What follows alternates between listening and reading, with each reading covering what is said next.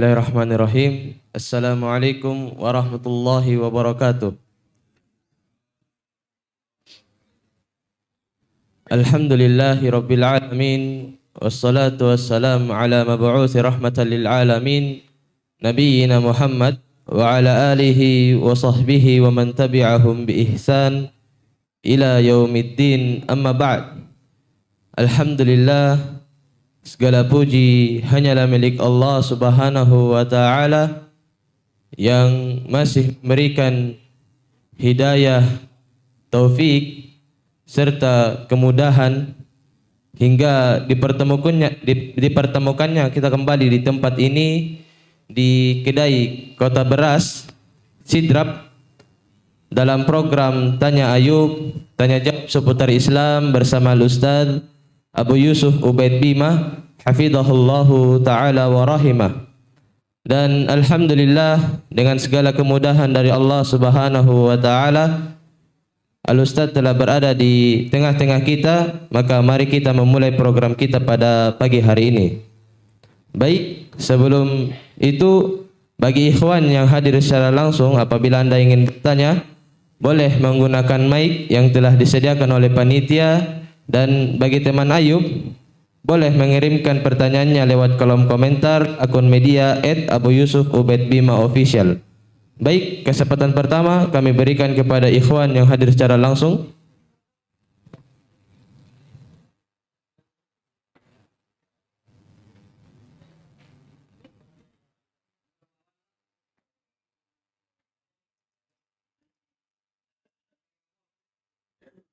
Assalamualaikum warahmatullahi wabarakatuh. Waalaikumsalam warahmatullahi wabarakatuh.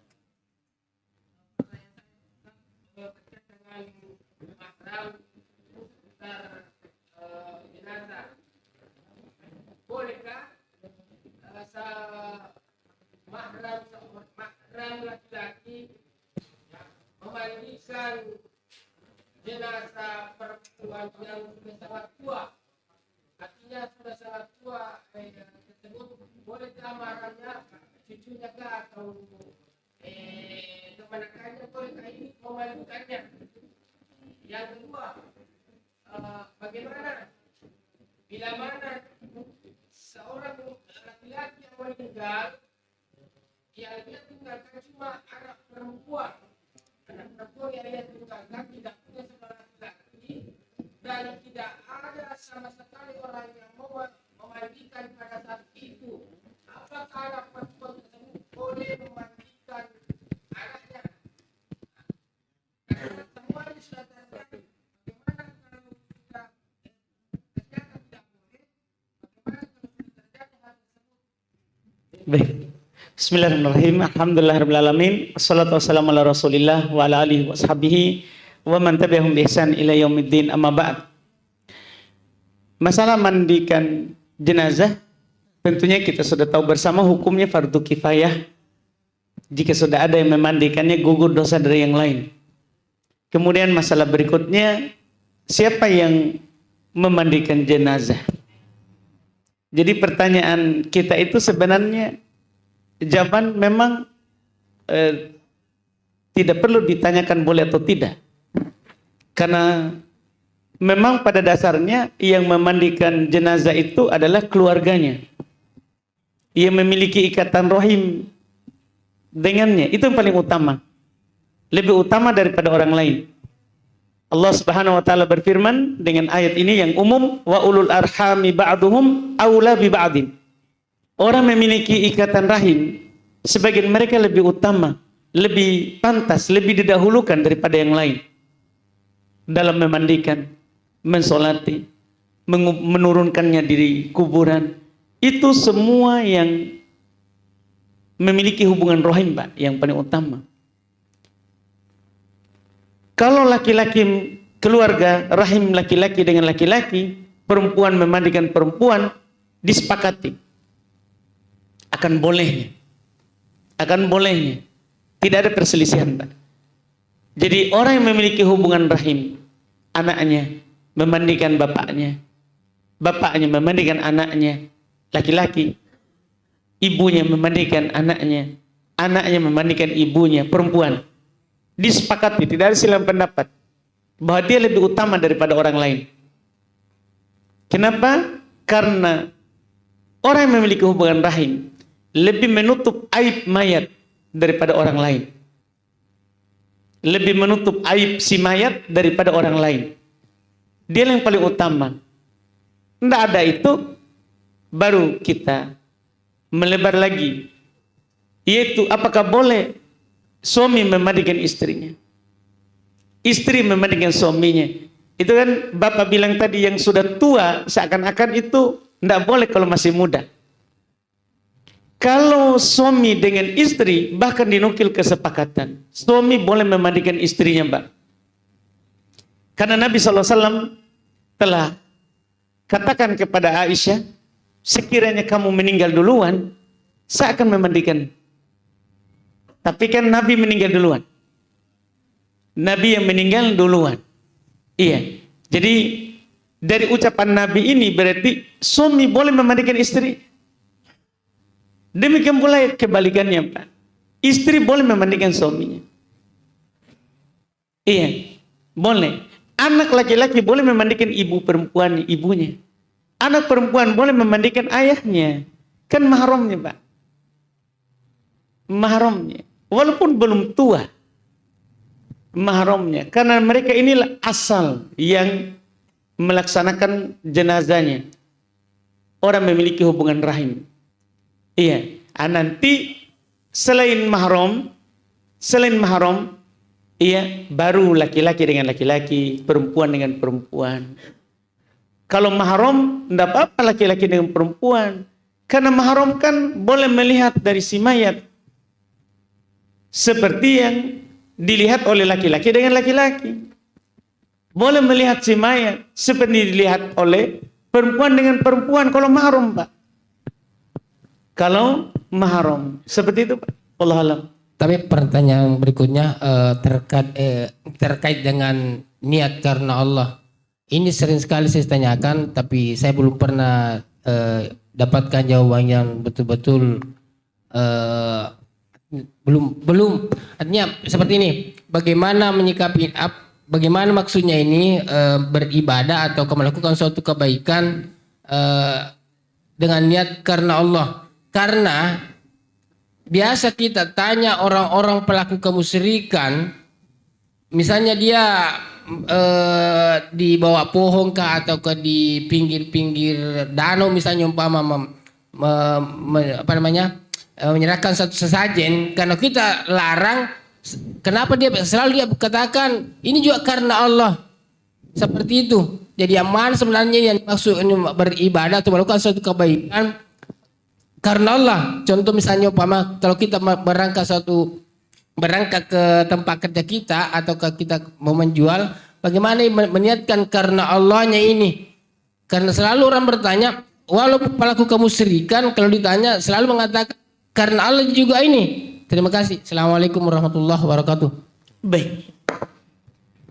Jadi di lafaz ayat, lafaz hadis, iya, di ayat paling dekat kita baca, kalau kita bercerita niat karena Allah itu, di Al-Fatihah sudah ada itu. Karena Allah itu. Yang di iyyaka na'budu, iyyaka nasta'in. Di iyyaka na'budu itu, Pak, asal kalimatnya, susunan seharusnya na'budu iyyaka. Asalnya kalau orang sudah belajar bahasa Arab, asal susunannya itu na'budu iyyaka. Kami beribadah kepadamu. Tapi di balik urutannya, yang tadi itu di belakang dikasih ke depan, menjadi iyyaka na'budu. Kita tahu maknanya itu, artinya sesuatu yang di belakang dikedepankan, berarti itu memberikan faedah pengkhususan, Pak. Faedah pengkhususan. Seperti kita, Pak. Ada orang ini, contoh saja. Ini kita undangan. Dikasih kursi khusus depan. Ditulis namanya. Kenapa kita kasih begitu? Padahal bisa dia di belakang. Dikasih ke depan itu yang di belakang, dikhususkan tempatnya, berarti faedahnya hanya dia yang bisa di situ. Nah, ini ayat Pak, ayat. Iyyaka na'budu, yang di belakang dikasih ke depan. Nah, ini yang disebut karena Allah Pak. Ini memberikan faedah pengkhususan.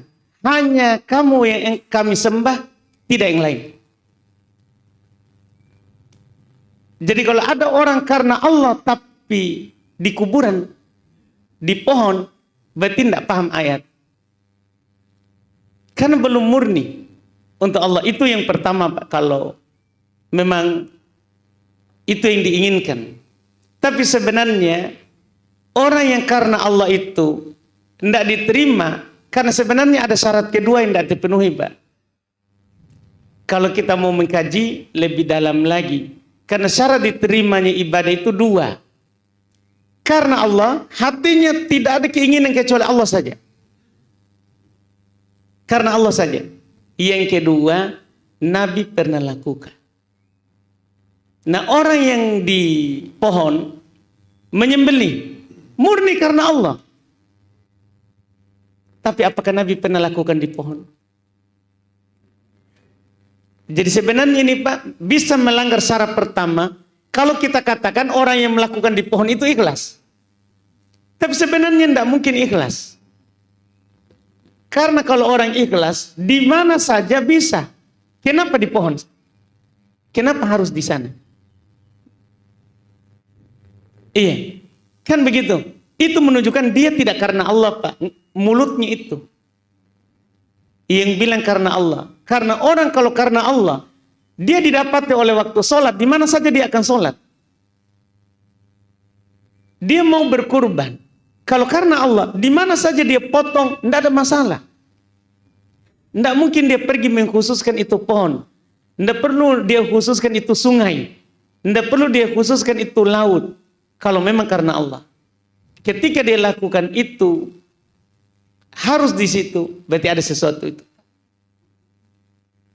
Makanya ada dulu Pak, sahabat ini sudah masuk Islam. Sudah masuk Islam, tapi sebelum Islam dia bernadar untuk menyembelih di daerah yang bernama Buana Pak.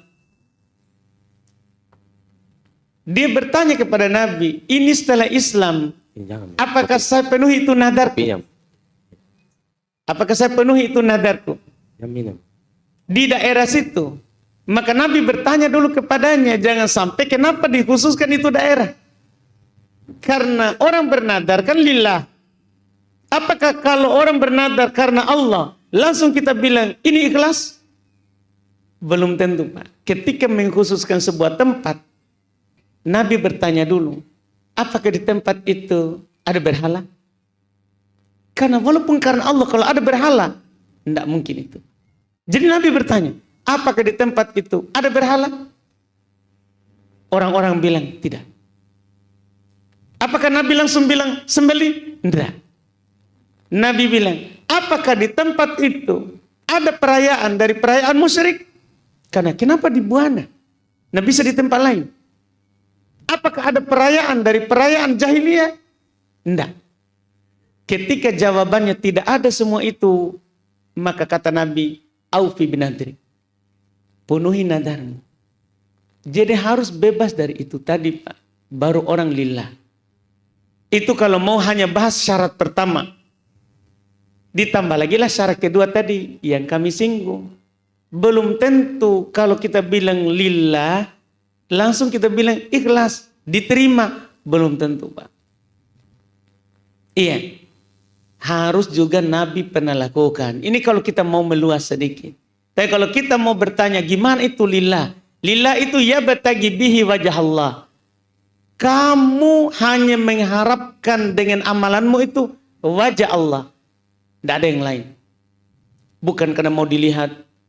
Bukan karena mau didengar. Bukan karena pengkhususan tempat yang tidak dikhususkan. Bukan. Pokoknya kita nyatakan iyyaka na'budu, hanya kepada engkau kami beribadah, bukan kepada yang lain. Itu Pak, kalau hanya kita Al-Fatihah saja. Al-Fatihah saja. Kalau kita mau cari ayat-ayat yang lain, Kita bisa lihat misalnya, anggaplah kita pilih lagi Al-Kahfi lah, yang biasa kita baca. Di Al-Kahfi itu ada jawaban untuk pertanyaan tadi.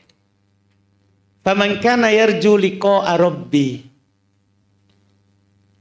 falyamal amalan sholihan wala yusyrik bi ibadati rabbih ahad. Siapa saja yang mengharapkan perjumpaan dengan Rabb-nya, yang mau bertemu dengan Allah, maka hendaklah dia beramal amalan soleh. Amalan soleh. Cukup sampai situ? Tidak. Ada lanjutannya. Jangan duakan Rabb-nya dengan ahada, seorang pun. Jadi tidak cukup itu dibilang dia amal soleh. Tahu amal soleh kan? Amal soleh itu amalan yang diniatkan karena Allah, dilakukan oleh Nabi. Cuman apakah sekedar dia lakukan amalan soleh langsung kita bilang lillah ini? Belum. Lihat lagi, ada syiriknya atau tidak. Karena kalau syirik, ini sebagai penutup di hadits qudsi. Man amila amalan asyraka fihi ma'i ghairi taraktuhu wa syirka. Siapa yang melakukan sebuah amalan, amalan apa saja, kecil, besar, siapa yang melakukan sebuah amalan, tapi dia duakan saya dengan selainku, dia lakukan karena Allah, juga untuk pohon.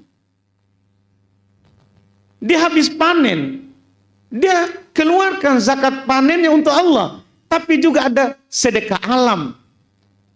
Dia pergi bawa ke pohon itu. Misalnya Pak, berarti dia duakan Allah dengan itu.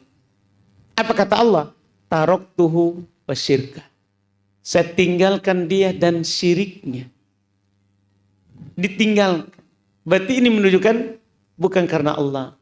Mungkin begitu Pak. Tapi kalau kita belum, saya kasih tambah lagi. Siapa tahu belum masuk. Masuk di. Barakallahu fiik. Masih ada yang ingin bertanya secara langsung?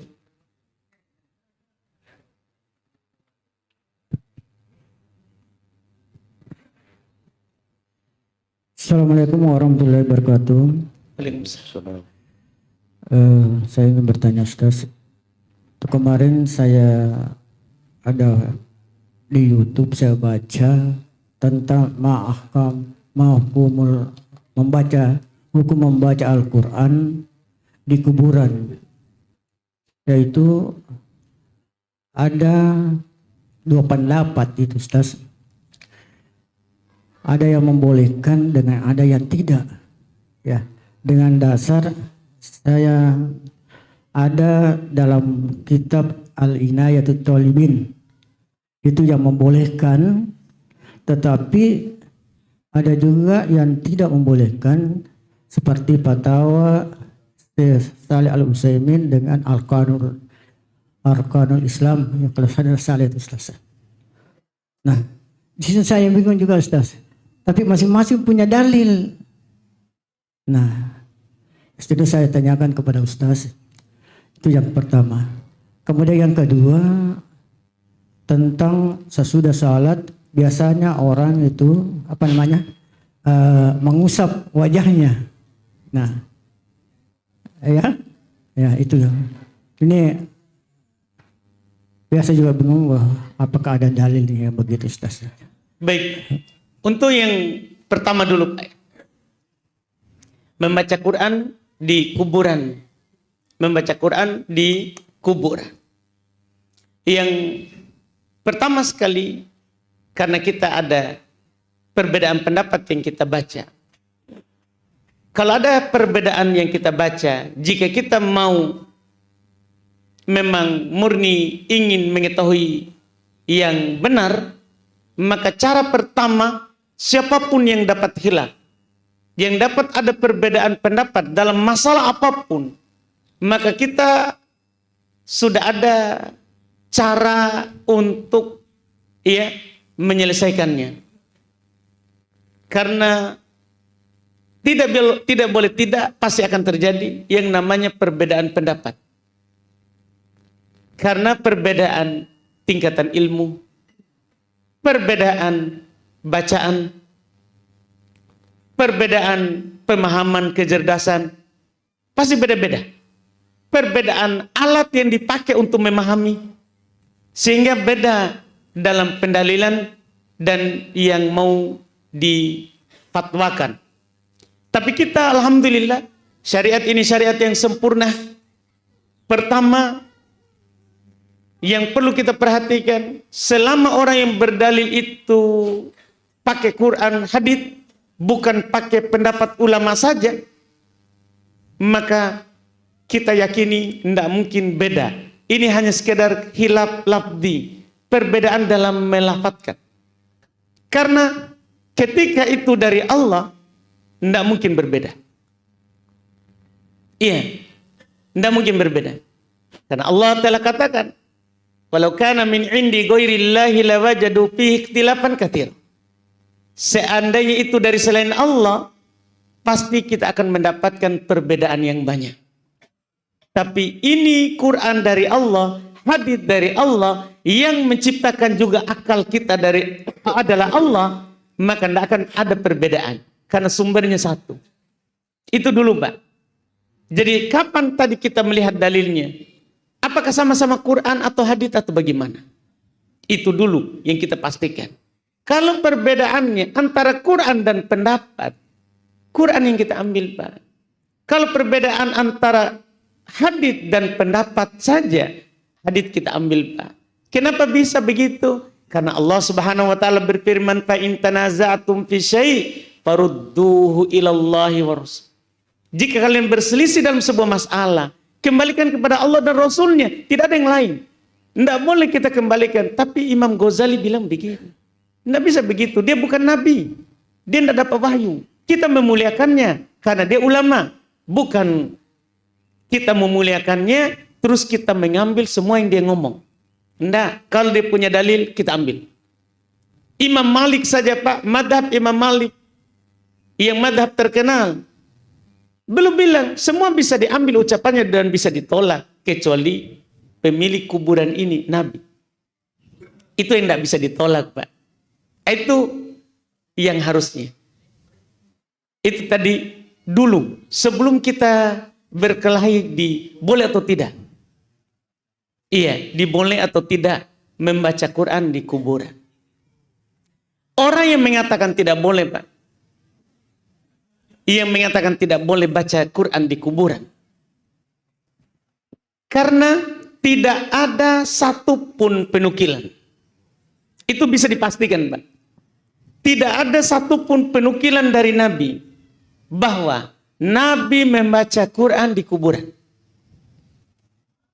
Nabi menganjurkan sahabat baca Quran di kuburan. Tidak ada satupun, Pak. Dipastikan itu. Sehingga orang mengatakan boleh pasti tidak punya dalil Quran atau hadis. Dipastikan itu, Pak. Karena tidak ada satupun penukilan Nabi membaca Quran di kuburan. Iya. Kenapa? Karena kuburan bukan tempat ibadah. Dia tempat mengingat mati. Rumah saja, Pak, dilarang oleh Nabi kita jadikan sebagai kuburan, yaitu tempat yang tidak pernah dilakukan ibadah dalamnya. Nabi bersabda, "Wala taj'alu buyutakum qubura." Jangan jadikan rumah kalian seperti kuburan yang tidak pernah kita sholat sunnah di dalamnya, tidak pernah kita baca Quran di dalamnya. Dari sini menunjukkan bahwa kuburan bukan tempat ibadah, rumahlah tempat ibadah. Kalau tidak di rumah, masjid. Rumah, masjid. Begitu. Ini isyarat dari Nabi. Kuburan Nabi saja belum larang kita jadikan dia sebagai id, sesuatu yang rutin didatangi. Apa kata Nabi? Wala taj'alu qabri idan. Jangan jadikan kuburanku sebagai id. Selalu datangi. Apalagi kuburan selain Nabi. Kapan kita ke kuburan? Kalau mau mengingat mati. Kalau mau mengingat mati. Aisyah bertanya, wahai Rasulullah, kalau saya ke kuburan, apa saya baca? Nah, ini menjadi dalil, Pak. Kalau saya ke kuburan, apa saya baca? Apa kira-kira? Apakah ada bilang baca ko Yasin, baca ko Quran? Apakah ada Nabi bilang begitu Mbak Aisyah? Apa kita? Ya katakan, Assalamualaikum ya ahlad diyar. Keselamatan bagi kalian wahai penduduk negeri alam barzah. Dia butuh doa kita. Dia butuh doa. Iya. Itu yang kita baca. Itu yang kita baca. Karena ziarah kubur itu adalah mengingat kematian. Ada juga inna bikum lalahikun. Kami akan ikut kepada kalian dengan kalian setelahnya. Itu kan untuk mengingat mati, Pak.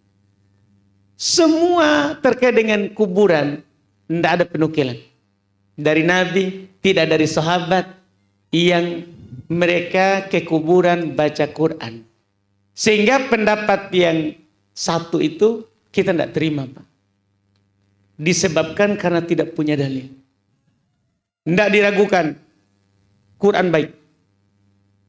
Tidak diragukan. Siapa yang membacanya dapat pahala.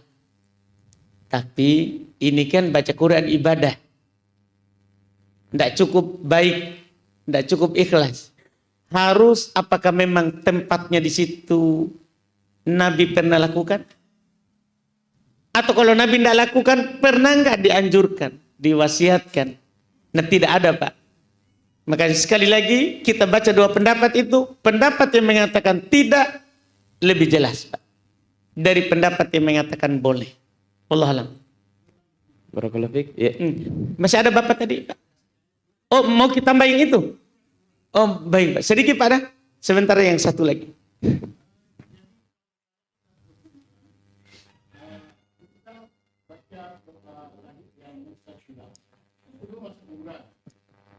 Bagaimana dengan orang yang duduk di dekat kuburan itu berdoa? Doakan itu ibadah, Ustaz. Baik, Pak. Iya. Mendoakan yang dibawa. Iya, iya. Di dekatnya kuburannya keluarganya itu duduk. Baik, duduk mendoakan. Iya, iya. Yang dibawa. Iya, iya. Baik. Terima kasih. Semoga diterima, Pak. Jadi tidak ada juga penukilan bahwa Nabi pernah pergi mendoakan orang yang di dalam kubur. Di atas kuburan. Mendoakan orang yang meninggal secara khusus saat mensolatinya. Itu diajarkan, Pak. Kita tahu kan di takbir ketiga. Banyak sekali doa diajarkan. Banyak bentuknya. Takbir keempat. Salam boleh langsung, boleh juga berdoa. Setelah itu tidak ada dinukil dari Nabi doa di kuburan. Lafadznya tidak ada, perbuatannya tidak ada. Nabi cuma izinkan kita ke kuburan ziarah. Ziarah saja. Tidak mendoakannya di sana. Terus di mana kita doakan? Tidak harus di kubur. Karena kalau kita tunggu ziarah kubur baru doakan bapak kita, ibu kita, wah, kasihan kita ini. Mereka butuh doa kita setiap saat. Dan kita dianjurkan untuk mendoakannya tanpa tempat. Maksudnya tidak dibilang doakan ibumu dengan doa ini di tempat itu. Tidak. Tidak harus ke kuburan baru kita doakan. Tidak harus ke kuburan. Kita doakan di sholat, di sujud, di sepertiga malam terakhir, antara adzan dan iqamat. Doakan. Dan kapan ingat ibu, doakan di mobil, lagi di jalan, doakan. Karena kita kalau diberi taufik untuk berdoa, disitulah waktunya dikabulkan. Jangan tunggu nanti pede ke kuburan baru saya doakan. Terlalu sempit. Iya, orang tua kita itu adalah orang yang paling berjasa untuk kita. Kita balas dia. Kalau tidak dapat yang membalaskan untuknya, kata Nabi, doakan. Doakan sampai kalian merasa bahwa telah membalas. Nah kalau kita hanya doakan, orang sekarang hanya ziarah kubur Id. Jadi hanya Id kita doa. Enggak. Doakan setiap saat. Tidak ada penukilan doa sekali lagi pergi di kuburan mendoakannya. Nabi saja Pak mendapati kuburan dengan wahyu. 2 kuburan dapat siksa. Wahyu dari Allah diperlihatkan. Apakah Nabi pergi di atas kuburan yang mendoakan? Enggak. Belum ambil pelepah kurma, potong 2, simpan di satu sepotong, satu lagi sepotong. Dengan harapan selama itu belum kering, Allah ringankan siksaan. Enggak dinukil Nabi. Ya Allah, ampunilah dia. Enggak ada. Diletakkan saja itu pelepah kurma. Kalau seandainya mendoakannya ada, ini kan hadis Bukhari Muslim. Iya, kalau seandainya mendoakannya ada, pasti dibilang juga Nabi mendoakannya kemudian meletakkan kurma. Pohon pelepah kurma. Enggak ada penukilan. Iya, makanya itulah sebenarnya saya sudah isyaratkan tadi Pak di jawaban pertama. Doa itu kan ibadah Pak. Kuburan bukan tempat ibadah. Kuburan bukan tempat ibadah. Begitu Pak. Wallahualam. Terima kasih Ustaz. Barakallahu fiik. Yang kedua tadi Bapak. Yang kedua. Hukum mengusap wajah. Mengusap wajah. Apakah ada dalilnya itu? Ada Pak, tapi palsu. Iya, ada hadis bahwa Nabi habis doa itu mengusap wajahnya. Tapi hadisnya palsu. Tidak benar dari Nabi SAW. Iya, Allah. Yang sahihnya hanya angkat tangannya. Baik.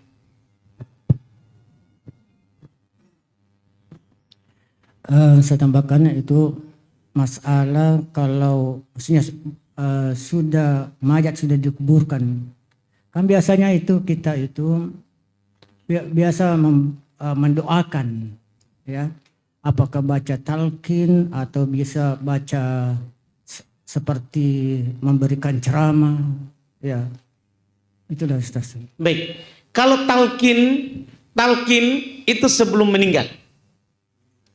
Karena Nabi SAW katakan lakinu mautakum bila ilaha illallah.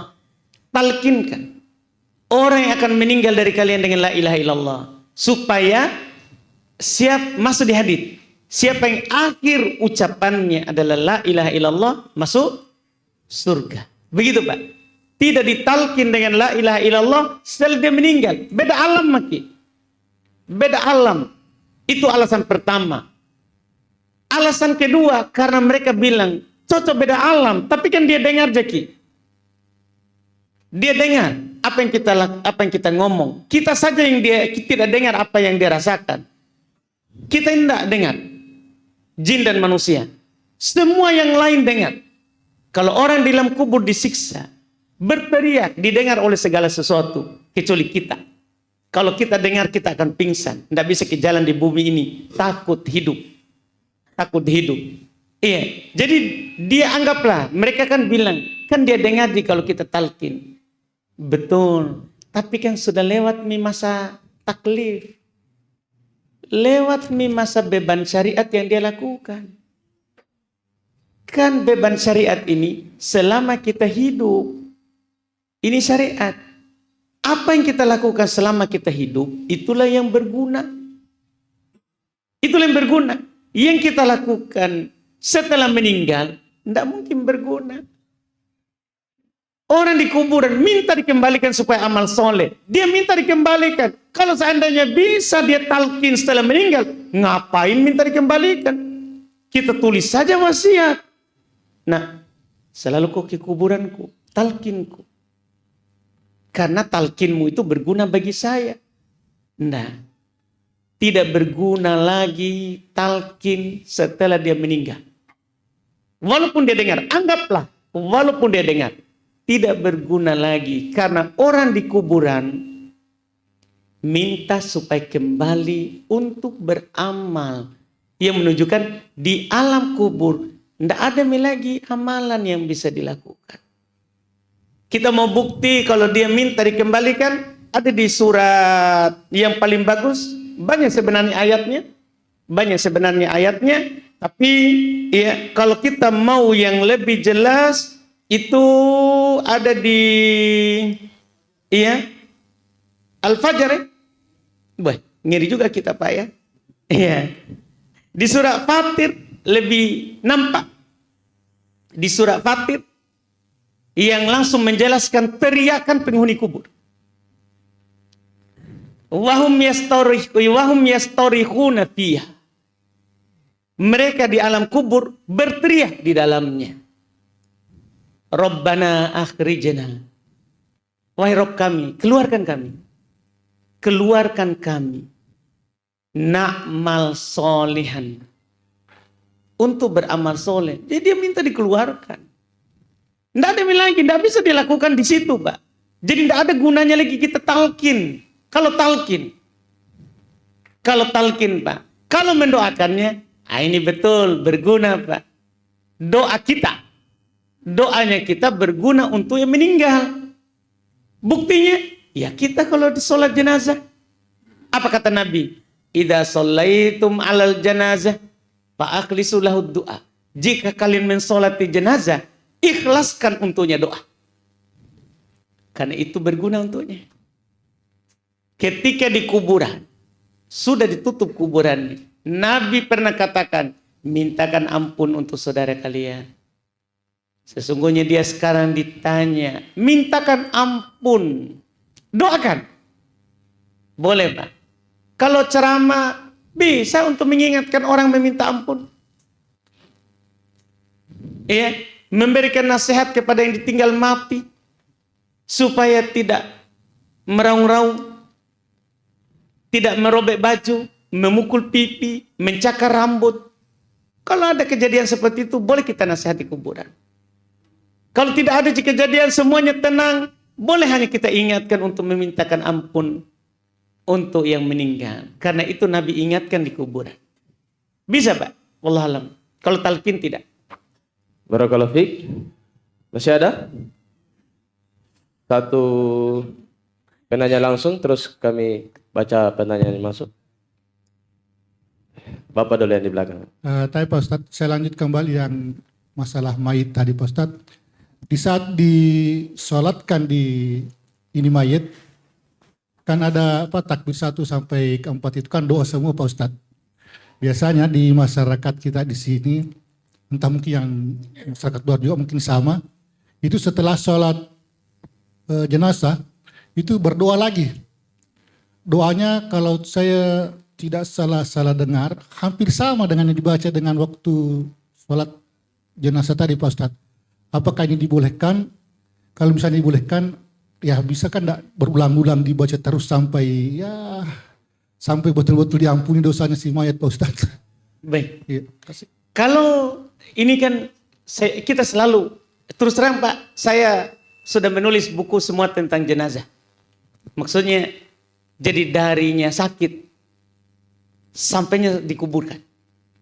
Saya sudah menulis buku tentang itu dan cukup bertahun-tahun memang saya teliti karena saya masukkan semua yang ada di luar. Seperti yang kita tanyakan itu. Iya, seperti juga Bapak yang Bapak tanyakan tadi. Semua sudah termuat di buku itu karena memang semua tentang jenazah judulnya. Jadi semua masalah yang kita hadap, pokoknya apapun, mau bilang Adam gimana, ada apa di buku itu. Dan maksudnya saya mau bilang sama kita bahwa saya sudah meneliti itu masalahnya, saya cari pendalilannya. Tidak ada satupun penukilan Pak, bahwa Nabi berdoa setelahnya. Memang Nabi perintahkan, ikhlaskan doa. Tapi di mana? Jika kalian mensolati. Di solat Pak. Makanya dinukil. Takbir pertama Al-Fatihah. Takbir kedua sholawat. Takbir ketiga doa. Takbir keempat salam. Bahkan dinukil langsung salam. Walaupun dalam madhab Syafi'iyah juga boleh doa. Tidak disalahkan. Yang penting sebelum salam. Karena setelah salam tidak ada lagi penukilan Nabi mendoakannya. Tidak ada lagi Pak. Iya, jadi tidak perlu lagi mendoakan setelahnya. Iya, karena tidak ada memang penukilan Pak. Jika memang mau ikhlaskan doa, perpanjang memang di takbir ketiga. Karena orang itu lebih panjang setelahnya daripada dalam sholat. Seharusnya kan kalau memang ada yang kita mau minta untuk mayat, kasih panjang di takbir ketiga. Tidak ada masalah. Begitu Pak. Wallahualam. Barakallahu fiik. Kami bacakan dulu pertanyaan yang masuk. Mau tukar mic katanya dulu saja. Foto. Saya.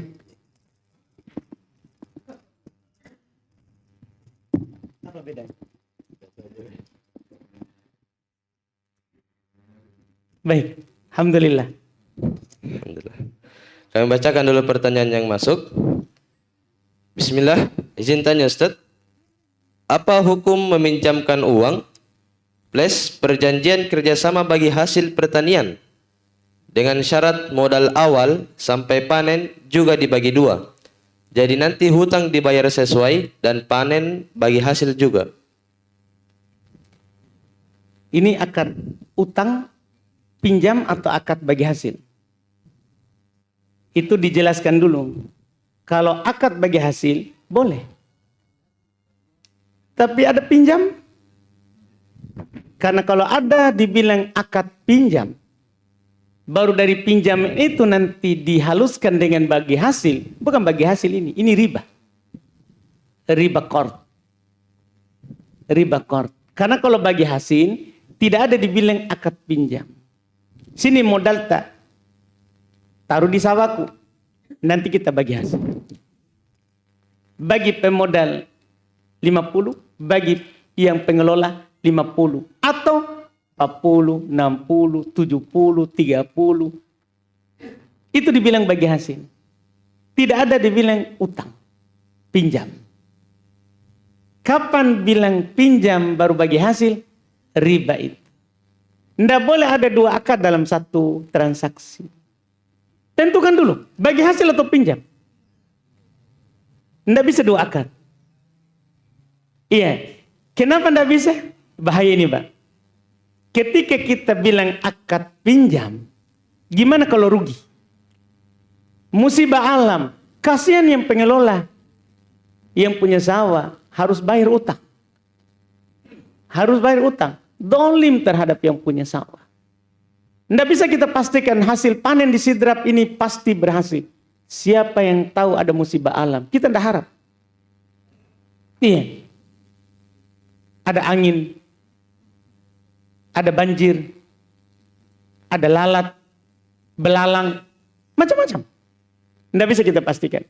Yang jelas, dalam bagi hasil saja, Pak. Dalam bagi hasil saja ini. Tidak boleh kita bilang, kita nanti hasil sawah yang sebelah situ, saya yang sebelah sini. Itu saja, Pak, tidak boleh. Kenapa? Dolim lagi nanti, Pak. Pihak pengelola bisa saja dia hanya urus baik-baik yang punyanya. Yang untuk yang pemodal, dia tidak urus. Tidak, yang itu saja, Pak, tidak boleh. Pokoknya bagi hasil dari semua sawah ini yang mau dikelola. Pokoknya bagi hasil, utang-utang. Perjelas akad. Untuk menghilangkan kedoliman terhadap semua pihak. Wallahualam. Barakallahu fiik, kami kembalikan kepada Ikhwan. Ya, silakan Bapak. Terima kasih. Assalamualaikum warahmatullahi wabarakatuh. Apakah ada tuntunannya berdoa dengan mengangkat tangan? Dan bagaimana doa yang tidak disertai dengan mengangkat tangan? Baik, Pak. Berdoa itu sah tanpa angkat tangan. Karena berdoa dengan mengangkat tangan bukan syarat terkabulkannya doa. Cuman mengangkat tangan ketika berdoa sunnah. Sunnah, Pak. Mengangkat tangan ketika berdoa. Tapi di doa-doa yang memang di situ Nabi SAW ya memang penukilannya umum. Bukan di doa-doa yang Nabi tidak dinukil mengangkat tangan. Misalnya apa? Doa wudhu. Nabi mengajarkan doa wudhu. Dan Nabi membaca doa wudhu. Tidak dinukil angkat tangan. Doa ketika selesai adzan. Bukan berdoa yang setelah adzan ya, iqamah. Tapi doa adzannya itu. Allahumma robba hadhihi da'wati tammah.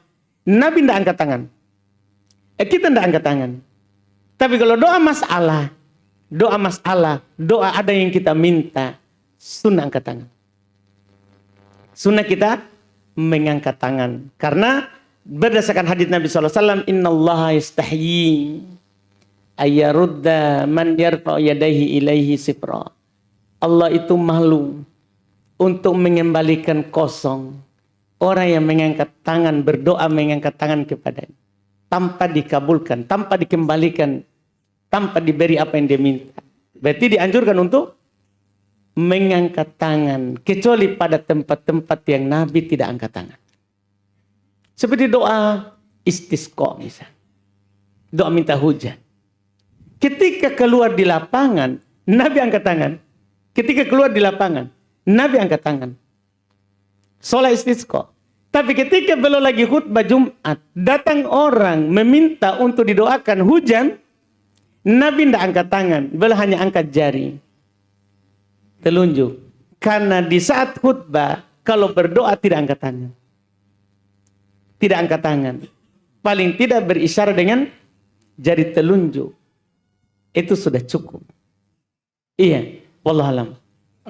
Pertanyaan selanjutnya. Sholat sunat tatkala hatib sedang khutbah, mana yang lebih kuat dasar hukumnya? Kalau kita memperhatikan khutbah dengan melaksanakan sholat sunat. Sholat sunnah apa, Pak? Ya, Sholat sunnah apa? tahiyatul masjid. Baik, itu dipastikan dulu bentuknya. Karena sebelum Jumat itu ada sholat sunnah mutlak, bukan rawatib. Sholat sunnah mutlak. Iya, sholat yang tidak ada sebabnya. Dan ada tahiyat masjid. Kalau yang diinginkan tahiyat masjid, ada silang pendapat, Pak. Ketika khotib sudah khutbah, ada yang mengatakan dia sholat. Karena sunnah bagi orang masuk masjid untuk tahiyat masjid. Ada yang mengatakan tidak. Karena mendengarkan khotib wajib. Karena mendengarkan khotib itu wajib. Sehingga mereka katakan, kalau tabrakan antara sunnah dan wajib, kita tidak boleh mendahulukan sunnah melanggar yang wajib. Maka dia duduk langsung. Jika datang khotib sedang berkhutbah. Iya, jika datang khotib sedang berkhutbah. Itu pendapat. Dan ada yang mengatakan tetap disunnahkan, itu dikecualikan. Memang mendengarkan khutbah itu wajib, tapi tahiyat masjid dikecualikan. Karena pernah ada seorang masuk, Nabi sedang berkhutbah. Nabi bertanya kepadanya, "Sholait, kamu telah sholat?" Dia bilang belum. Nabi suruh bangkit sholat. Itu namanya pengecualian, Pak. Sehingga dari sini kita mengatakan kalau tahiyat masjid tidak apa-apa dilakukan. Tapi kalau dia tidak lakukan langsung duduk, tidak mengapa. Karena hukumnya sholat tahiyat masjid sunnah. Begitu, Pak. Dan yang paling bagusnya datang sebelum khotib naik. Jangan makin datang khotib sudah naik. Iya, begitu, Pak. Masih ada satu ini masalah takbir kalau sholat id. Ada masjid yang saya tempati, kalau takbir itu cuma 2 kali, ada juga yang 3 kali. Jadi mana yang lebih afdal anunya ini? Mohon penjelasannya. Takbir apanya, Pak? Takbir sholat id. Takbiran. Oh, lapat takbiran. Iya, lapat takbiran. Oh, 2 kali atau 3 kali? Ada yang 2 kali, ada yang 3 kali. Ada yang 2 kali, ada yang 3 kali. Jadi mana yang lebih anu di sini? Semuanya dinukil, Pak. Semuanya ada penukilannya kalau itu. Dinukil dari sahabat. Ya, bahwa mereka takbir Allahu Akbar hanya 2. Ada juga yang 3, Pak. Ada juga yang 3. Semuanya boleh dilakukan. Semua dinukil. Sahih dari sahabat. Begitu, Pak. Ya, terima kasih. Barakallahu fiik. Ke Bapak dulu yang depan ini. Alhamdulillah. Bismillahirrahmanirrahim. Langsung start masalah puasa Daud. Jadi seseorang yang melaksanakan puasa Daud sepanjang tahun, kemudian dia bertemu dengan bulan Ramadan dan dia melakukan safar. Di bulan Ramadan ini dia melakukan safar, ada sesuatu hal, akhirnya dia nggak bisa puasa Ramadan. Berarti dia harus mengganti di bulan lain. Nah, pertanyaannya, apakah pada saat di bulan lain mengganti puasa Ramadan ini bisa digantikan dengan puasa Daud? Itu yang pertama, Ustaz. Baik. Itu dulu, Pak. Oh iya. untuk perkara yang berbeda hukum, walaupun sama cara pelaksanaannya, itu tidak bisa digabung, Pak. Mungkin kita paham ini, kan puasa sama-sama puasa, tapi beda hukum. Satu wajib, satu sunnah. Tidak bisa digabung, Pak. Iya. Contoh nyata, kalau mau tahu dalil tentang ini, orang yang lagi sholat sunnah, komat. Boleh nggak dia niat sholat sunnah sekaligus itu sholat wajib? Begitu. Tidak boleh. Kata Nabi, idza uqimatis shalah fala sholata illal maktubah. Apabila sholat telah dikomatkan, tidak ada lagi kecuali sholat wajib. Iya, Ustaz. Baik, wallah. Yang satu, Ustaz, ini agak lain. Di Masjidil Haram itu pada saat pelaksanaan Idul Id misalnya ya, kita berangkat jam-jam 2:30 malam. Itu untuk bisa masuk di lokasi pintu 80 King Abdul Aziz, itu pintu nomor 1, itu harus pakaian ihram. Itu harus pakaian ihram. Sementara niat kita itu biasanya kalau sudah pakaian ihram itu untuk melaksanakan tawaf ataukah melaksanakan umrah sama sa'i dan tahallul. Nah, karena ini malam pelaksanaan hari raya, jadi biasa kita berangkat jam 2, itu harus pakaian ihram tapi bukan tujuannya untuk tawaf. Apakah itu termasuk perbuatan yang tercela, Ustaz? Hanya untuk mendekati Ka'bah supaya kita bisa melaksanakan Idul Id di daerah Ka'bah. Nah, jadi ada model kayak akal-akalan gitu, Ustaz. Baik. Ya. Apakah itu perbuatan tercela? Assalamualaikum warahmatullahi wabarakatuh. Baik, Pak. Itu berarti kita menipu, Pak ya? Ya, betul. Jadi makanya saya... Iya. Itu dah. Berarti kita menipu ya?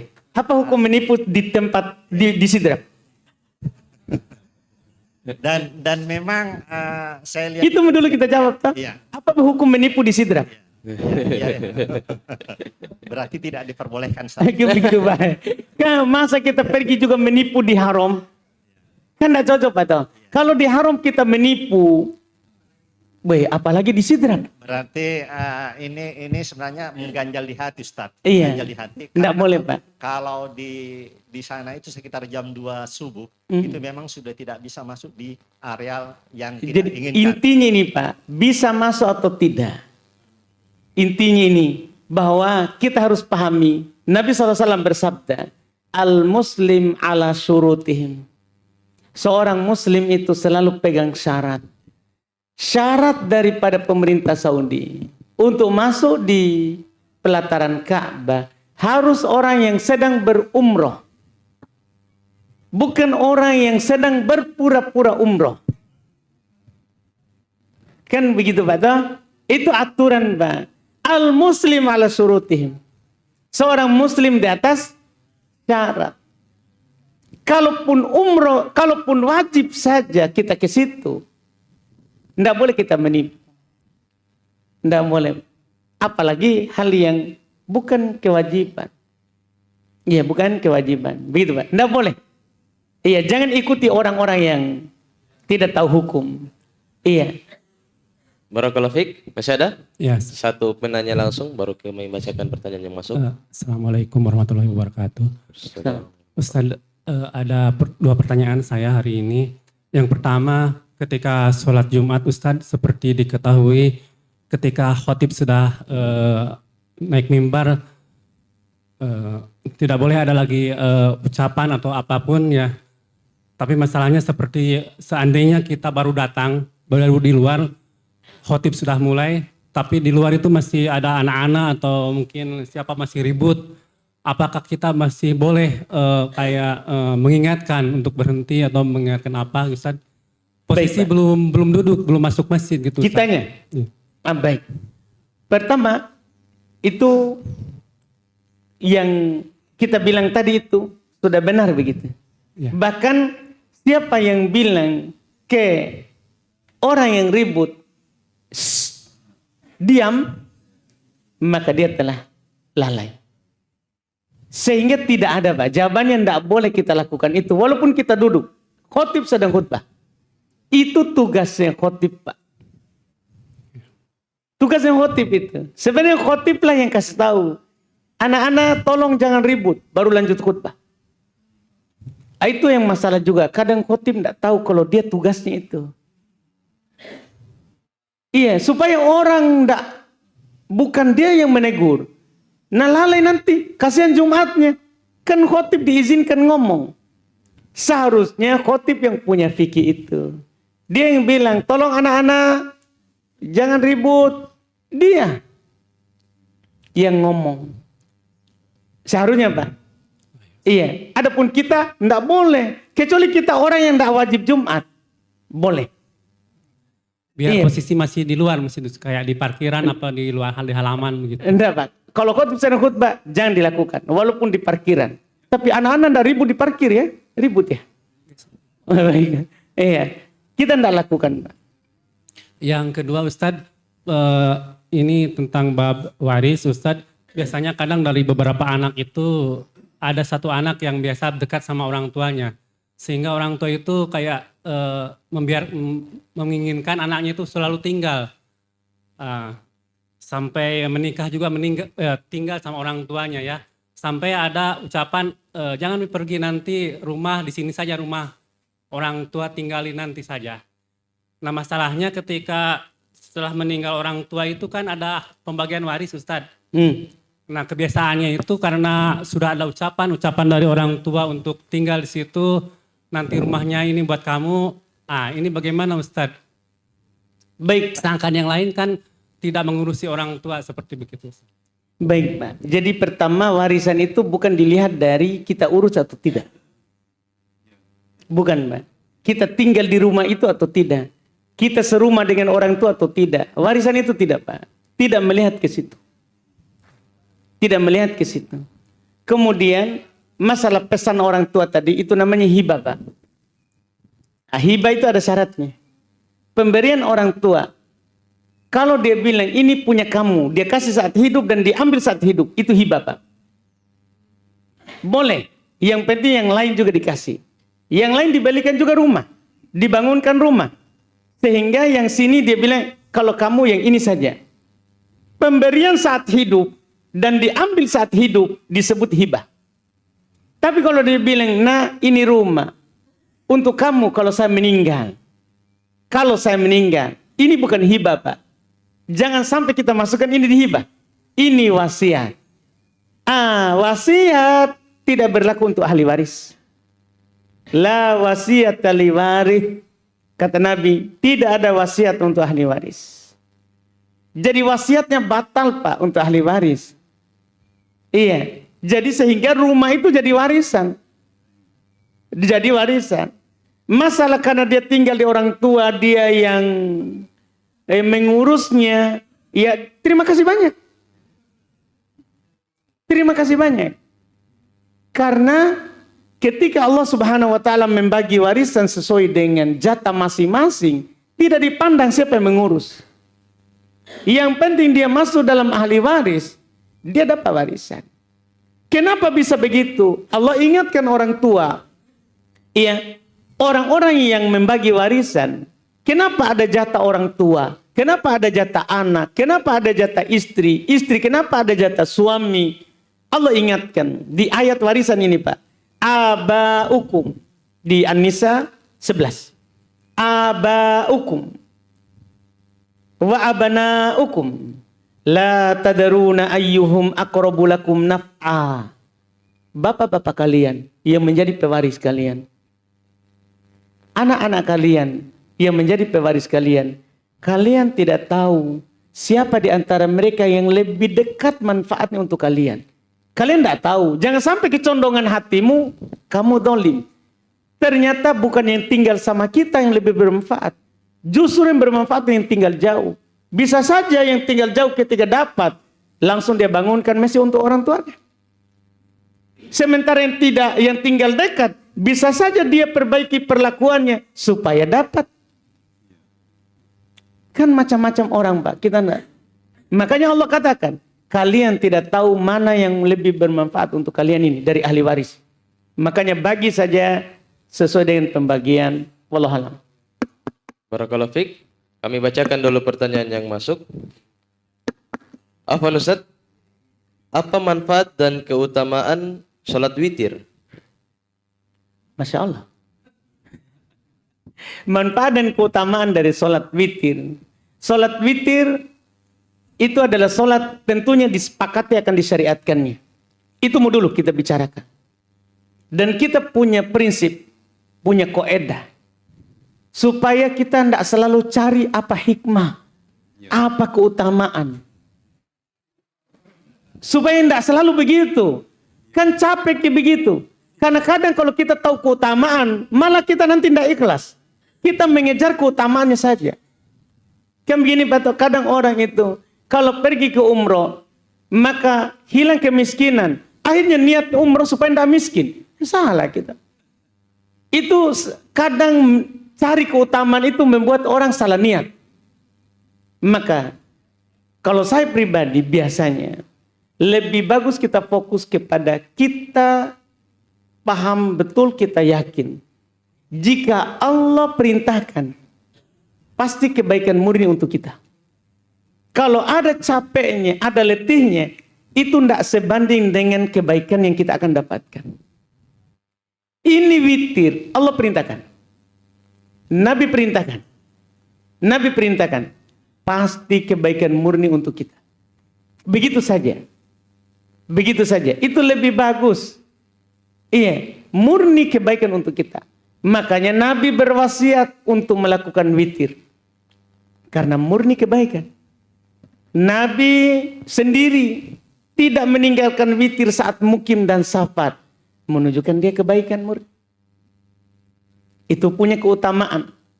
Itu lebih bagus. Wallahualam. Barakallahu fiik. Pertanyaan berikutnya. Apabila sedang sholat, kita sadar telah meninggalkan salah satu rukun sholat. Misal, lupa baca Al-Fatihah. Padahal sekarang sudah di posisi sujud. Apakah sholatnya otomatis batal dan harus ulang dari awal, Ustaz? Tidak harus ulang dari awal. Lanjut, nanti ganti satu rakaat. Rakaat yang tidak dilakukan rukun sholat di dalamnya, rakaat itu yang batal. Tidak membatalkan takbiratul ihram tak. Jadi tetap berlaku itu takbiratul ihram tak. Iya. Rakaat yang kurang rukunnya, rukun sholat. Misalnya kita tiba-tiba tidak ruku, langsung sujud. Iya. Atau tidak bangkit dari ruku, langsung turun. Itu kan rakaatnya batal. Maka kalau kita ingat setelahnya, lanjut saja, nanti tambah satu rakaat yang kurang rukunnya. Seperti itu. Wallahualam. Barakallahu fiik. Iya? Kan belum selesai, Pak. Tidak usah salam, kan dia belum selesai. Tergantung dia sholat berjamaah atau tidak. Ini kan kalau sholat berjamaah, imam yang lupa, itu kan begitu Pak. Tapi saya rasa ini dia sholat sendiri. Karena kalau sholat berjamaah terkait dengan imam. Kalau imamnya sujud sahwi, kita sujud. Kalau tidak, tidak. Tapi kalau kita sholat sendiri, sujud sahwi. Iya, karena kalau kurang dalam pelaksanaan sholat atau lebih, kita sujud sahwi. Kurang sujud sebelum salam, lebih sujud setelah salam. Wallahualam. Iya.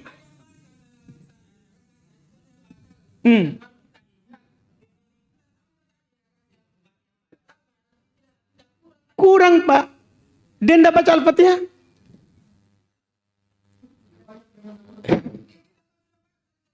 Iya Pak, tapi dia kurang. Kan kurang namanya. Seperti Nabi Pak, tidak tasyahud awal. Belum sujud sebelum salam. Kurang atau tidak? Begitu Pak. Kurang. Iya.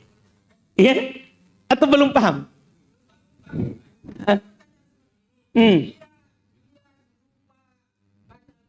Iya.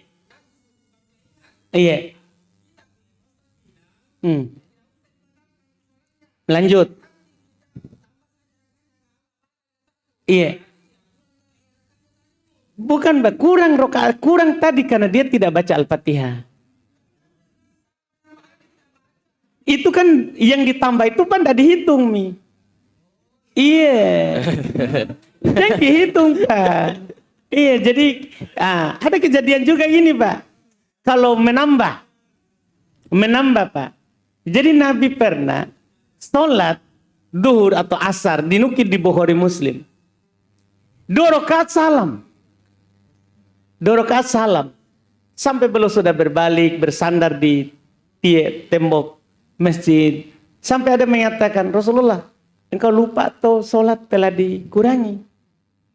Bicara sudah, ini kan terjadi penambahan Pak. Penambahan gerakan, penambahan ucapan. Telah terjadi penambahan.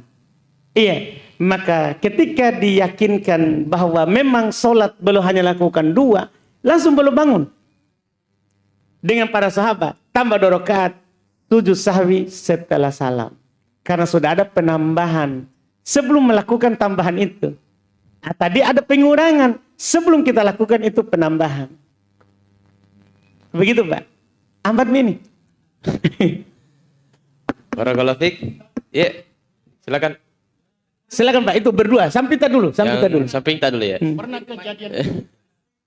Pernah kejadian di masjid saya begini. Imam sujud sahwi cuman 1 kali. Apakah itu sah atau bagaimana?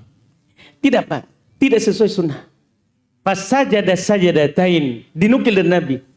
Maka beliau pun sujud 2 kali. Sujud sekali itu Pak, sujud tilawah. Sujud tilawah itu Pak. Sujud karena baca ayat sajadah sekali. Kalau sujud sahwi 2 kali. Sebelum salam atau setelah salam. Bagaimana kalau begitu Tidak sah sujud. sholatnya? Sholatnya sah Pak. Tapi salah sujudnya. Oh. Ya, Bapak. Silakan Pak. Terima kasih. Assalamualaikum warahmatullahi wabarakatuh. Waalaikumsalam. Imam saya tam sedikit istilahnya. Sudah punya saja Ustaz. Masalah kurban Ustaz. Kurban. Apakah ini saya berniat untuk kurbankan orang tua? Nanti Ustaz kasih penjelasannya lain. Apakah termasuk nazar? Cuma saya niatkan. Insya Allah saya niatkan tahun ini kurban untuk orang tua. Untuk amalnya untuk orang tua. Silakan banyak keterangan Ustaz. Terima kasih banyak. Assalamualaikum warahmatullahi wabarakatuh. Iya. Kalau berniat untuk berkurban untuk orang tua, bukan nadar itu Pak. Nadar itu begini Pak. Kita berniat melakukan sesuatu kalau terjadi sesuatu. Itu dibilang nadar Pak. Ada syaratnya. Kalau saya sembuh dari penyakitku ini, saya akan kurban. Itu dibilang nadar Pak. Adapun hanya niat lurus, tidak ada syaratnya, itu hanya niat Pak.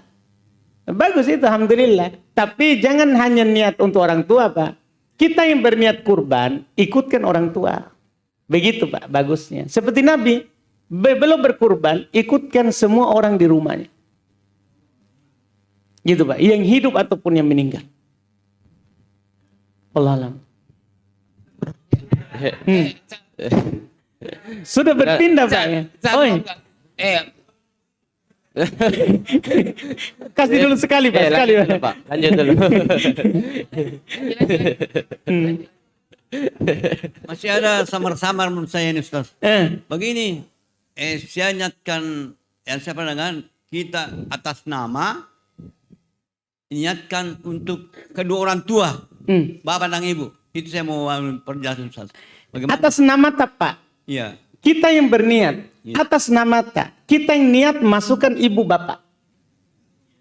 Begitu Pak. Maksudnya amalannya Ustaz, bukan untuk saya. Iya, betul Pak. Tapi kita yang berniat. Karena bapak ibu tidak bisa berniat. Sudah meninggal nih. Jadi begini Pak. Ibadah itu kurban butuh niat dari yang hidup. Makanya saya bilang kita yang berniat untuk berkurban. Karena ada hukum berlaku Pak. Yang berlaku potong kuku. Tidak boleh potong kuku. Tidak boleh cukur rambut. Itu kan orang yang hidup Pak. Kan tidak mungkin kita pergi ke bapak ibu di kuburan. Pak, ma, saya kurban untuk kita. Jangan potong rambut tak. Kan tidak bisa Pak toh. Maka ini berlaku untuk orang hidup. Kita yang hidup, kita yang niat. Supaya berlaku ini tadi tidak potong kuku. Tidak cukur rambut. Tapi dalam niat kita berkurban itu, kita masukkanlah ibu dan bapak. Begitu Pak. Itu sampai kepadanya. Mungkin begini Ustadz, mungkin pahalanya mau ditransferkan untuk orang tua. Ini enggak apa-apa, mau transfer, mau kirim langsung, enggak apa-apa Ji Pak. Enggak ada masalah pahalanya Pak, enggak ada masalah. Akan sampai tanpa kita mau transfer. Karena dengan kita berniat, kalau transfer kan Pak, lama-lama lagi. Kita butuh ke ATM. Iya. Ini langsung saja kita niatkan, masukkan orang tua di dalam kurban Pak. Begitu Pak. Wallahualam. Barakallahu fiik. Ya. Tapi Terakhir. terima kasih untuk kedua kalinya. Terkait dengan khatib, Pak Ustadz, sebagaimana tadi ada pertanyaan dari saudara yang mengatakan bahwa dan jawaban Pak Ustadz pada saat itu tidak boleh para jamaah untuk menegur jamaah yang lain pada saat khatib. Nah, yang saya ingin tanyakan ini, bagaimana trik-trik seorang khatib untuk menegur jamaah yang misalnya atau anak-anak yang ribut. Sementara kita ini sudah khutbah, kita lihat sudut misalnya ada cerita di situ, bagaimana trik supaya yang kita tegur tidak merasa tersinggung atau kemerasaan orang yang melihat kita khutbah Jumat kita batal supaya berjalan lancar. Yang kedua, bagaimana mengingatkan orang yang misalnya kita sudah beri salam dan duduk dikumandangkan azan kedua dan ada orang yang berdiri untuk menunggu selesai azan baru mau sholat sunnah, sementara habis azan khatib kembali berkhutbah. Terima kasih. Assalamualaikum warahmatullahi wabarakatuh. Baik. Untuk mengingatkan orang, menegur. Ini kan Pak, alhamdulillah kita tentunya lihat dari orangnya Pak. Itu yang Nabi lakukan. Kalau orang ini adalah orang yang paham, mendengar yang kita ucapkan, dia biasanya tidak marah-marah kebalik. Dia bisa paham. Misalnya kita, alhamdulillah, misalnya kita orang terpandang di situ. Kalau kita ngomong orang dengar, maka bebas Pak. Lihat orang ini tahu hukum, kenal kita atau tidak. Begitu Pak. Kalau dia kenal, kita tegur. Dia tahu kita ngomong, dia dengar, kita tegur. Tapi kalau orang ini tidak tahu hukum, biarkan saja. Nanti setelah selesai baru kita datangi. Seperti yang Nabi lakukan Pak. Nabi itu kalau orang kenal, belum langsung tegur. Tapi kalau orangnya baru tidak tahu hukum, nanti belum datangi, belum kasih tahu. Seperti orang Arab Badui Pak. Jangankan anak-anak yang ribut di masjid atau bapak-bapak cerita. Iya, ada orang mungkin dia tidak tahu hukum bahwa khotib itu harus didengar saat khutbah, bukan cerita. Iya, kalau kita tegur malah dia, ngapa ini? Iya, uruslah lo urusanmu. Dia tidak dengar, tidak tahu hukum. Nanti saja. Seperti Nabi. Ada orang Arab kencing di masjid. Ini kan dia tidak kencing, cuma ngomong. Mulut atasnya yang ngomong. Bukan mulut bawah yang keluar cairan. Iya, dia tidak kencing, tidak najis di ngomongnya. Cuman dia melanggar kewajiban mendengar khutbah. Ini orang kencing di masjid. Sahabat tegur keras. Tapi ini kan orang tahu hukum. Kata Nabi, biarkan. Artinya enggak usah tegur begitu. Biarkan. Selesai kencingnya, baru Nabi bilang, ambil air. Sahabat yang suruh ambil air. Di hadits Bukhari Muslim, Anas bin Malik, siram kencingnya. Selesai masalah, reda masalahnya, sudah enak perasaannya itu yang kencing. Karena tadi dongkol juga. Apa ini saya kencing di. Dan dia tidak tahu hukum. Baru Nabi panggil. Ini masjid tidak cocok untuk najis. Dia kasih tahu lah, ini kencing najis. Begitu Pak. Jadi kalau kita melihat orang ini orang baru, tidak apa-apa diakhirkan. Karena dia sendiri dimaafkan karena bodoh. Jangan sampai kita tegur, malah nanti dia tidak masuk masjid. Malah kalau ada kita khutbah, ayo jangan dia ke situ, ustaz kah? Pernah kena tegur. Kan begitu Pak. Jadi kita harus lemah lembut kalau dia orang yang tidak tahu hukum. Tapi kalau orang yang biasa, kita sudah kenal semua dan orang-orang ini mendengar kalau kita ngomong, langsung saja. Langsung saja kita ngomong di mimbar. Tinggal nanti masalah kedua adalah di kita. kadang itu kita kalau ngomong hilang khutbah. Hilang materinya. Begitu, Pak. Ini kalau ini kita harus punya kesadaran terkait dengan apa yang terakhir kita ucapkan. Supaya nanti ada waktu tetap nyambung setelah ngomong. Seperti Umar, Pak. Kita tahu karomanya Umar waktu khalifah. Dia khutbah di Madinah, tapi dia melihat pasukannya di daerah lain yang lagi kejepit. Dia bilang, gunung, gunung, gunung. Setelah itu baru lanjut khutbah. Dia bilang, lari ke gunung, lari ke gunung. Setelah itu lanjut lagi khutbahnya. Seperti bersambung. Ya, jadi kita harus ingat apa tadi terakhir dan nanti sambung lagi. Seperti khutbah tak bersambung. Begitu, Pak. Itu yang kita melihat kita sebagai khotib. Mampu nggak saya begitu? Atau setelah tegur malah, apa tadi ya? Kan tidak bagus, Pak. Atau setelah tegur langsung, sampai di sini dulu saya cukup. Kan tidak bagus, Pak. Itu kita yang lihat apakah mampu kita konsentrasi lagi setelahnya atau tidak. Jadi lihat juga orangnya, lihat juga kita. Lihat juga kita. Karena khotib tidak masalah berbicara dengan makmum. Tidak masalah. Tapi kita melihat siapa yang kita ajak bicara. Wallahualam. Kalau masalah kedua tadi apa? Masalah kedua yang biasanya banyak sekali terjadi seperti ini. Biasanya kalau khatib sudah salam kemudian duduk, ada jamaah yang baru masuk, sementara azan dikumandangkan, dia menunggu sampai selesai azan. Nanti selesai azan, jamaah tadi yang terlambat ini sholat sunat tahiyatul masjid. Kemudian khatibnya melanjutkan khutbahnya. Nah, yang seperti ini kan mendengarkan tadi pada saat azan mungkin bisa sholat sunat, sholat sunat. Karena nanti setelah sholat sunat khatibnya juga sudah berkhutbah. Baik, seperti itu. Baik. Jadi memang seharusnya, tapi ini khusus yang baru masuk ya. Khusus yang baru masuk masjid. Kalau muadzin adzan dan khotib sudah salam, seharusnya dia sholat, Pak.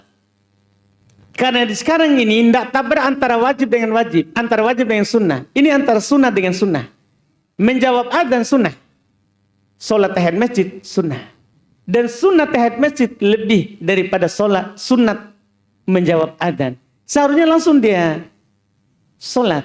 Begini, nanti saya selaku khatib misalnya umpama di akhir-akhir khutbah saya sebelum saya tutup khutbah, bisakah saya sampaikan di sambungan khutbah saya itu untuk menyampaikan ke jamaah tadi yang tadinya sholat berdiri menunggu selesai azan ataukah sholat sunnahnya seperti itu? Baik, ini yang saya mau katakan, Pak. Yang sekarang ini, karena ada dua model saya lihat di masyarakat, Pak. Ada yang baru masuk, ada juga itu yang sudah duduk nih, sudah sholat, sudah adzan bangun lagi. Gitu, Pak. Kalau itu artinya hampir tidak ada, cuma yang biasa. Tapi ada, Pak. Ada betul itu, mungkin Bapak tidak lihat. Iya. Jadi ini yang masalah, Pak. Jadi sehingga saya mengira mungkin dia sholat sunnah setelah adzan ya. Begitu atau apa? Jadi seharusnya itu kan tidak. Seharusnya tidak. Iya. Dan masalah Bapak tadi, apakah boleh kita ingatkan? Boleh, Pak. Kalau memang kita hanya bisa ngomong di situ, di masjid itu, saat kita menjadi khotib, boleh. Kan ajarkan ilmu. Di khutbah kedua, Pak, boleh. Sebelum doa. Boleh berpakai bahasa Indonesia kalau bahasa Bugis boleh. Iya. Terima kasih, Ustaz. Jadi di khutbah kedua itu boleh berbicara dulu. Supaya materi tak ndak putus nanti tiba-tiba ngomong begitu di khutbah pertama. Jadi di khutbah kedua kita ajarkan orang. Sunnahnya kalau kita masuk saat adzan dan khotib sudah di atas mimbar, langsung sholat sunat tahiyat masjid supaya sebentar kita konsentrasi mendengarkan kewajiban mendengarkan khutbah. Boleh kita sampaikan, Pak. Seperti itu. Wallahualam. Barakallahu fiik. Alhamdulillah dengan terjawabnya pertanyaan terakhir tadi berakhir pula program kita pada pagi hari ini. Sebelum kita tutup ada hadiah Ustaz dari panitia untuk peserta. Dan ada catatan di sini, satu hadiah untuk peserta yang pertama kali datang. Ada? Yang baru pertama kali datang? Tidak ada? Satu. Terus hadiah untuk peserta yang paling jauh rumahnya.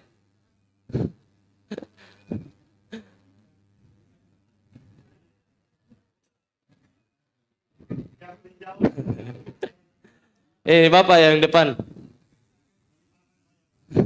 Tapi di mana kita tinggal?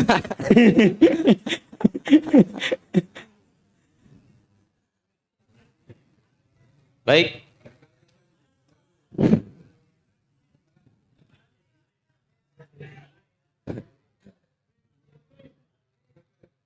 Baik, kami tutup. Kami mengucapkan kepada Ustaz, jazakumullah khairan, barakallahu fikum, wa yassarakumullah fi kulli umurikum. Semoga Ustaz senantiasa dalam perlindungan Allah Jalla wa'ala.